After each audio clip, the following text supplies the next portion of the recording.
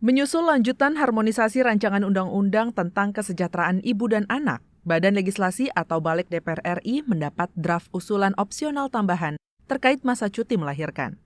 Sebagai salah satu pengusul rancangan undang-undang kesejahteraan ibu dan anak, anggota Balik DPR RI Lulu Nurhamidah mengungkapkan usulan tambahan hak cuti setelah melahirkan dari yang sebelumnya 6 bulan agar bisa ditambah sesuai dengan kebutuhan.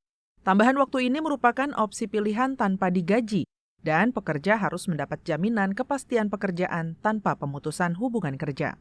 Jadi kalau misalkan 6 bulan itu dirasa tidak cukup dan ibu itu memerlukan perpanjangan hak cutinya dan kemudian dia tidak meminta untuk dibayar, jadi yang unpaid apakah kemudian ini juga dilindungin gitu. Karena 6 bulan kalau misalkan itu digunakan selama masa kehamilan plus kemudian itu dia gunakan untuk pasca melahirkan sebenarnya memang tidak cukup, tetapi ini kan moderat ya.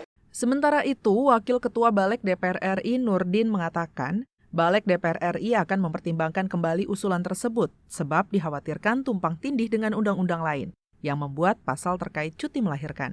Nurdin menambahkan aturan soal cuti melahirkan ini tak hanya berlaku untuk pekerja, namun juga harus mengatur dan mewajibkan pemberi kerja atau perusahaan untuk menaatinya.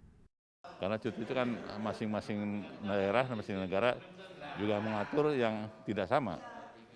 Nah sekarang keinginan pengusul seperti itu misalnya. Apakah itu bisa sesuai dengan undang-undang yang sudah ada, di Cipta Kerja bagaimana, yang itu nggak masalah cuti, ini kan ada. Juga di undang-undang yang lain. Kesehatan ibu dan anak merupakan salah satu faktor fundamental dalam mengukur keberhasilan pemerintah dalam bidang pembangunan kesehatan. Rifki Makdudi, TVR Parlemen, melaporkan.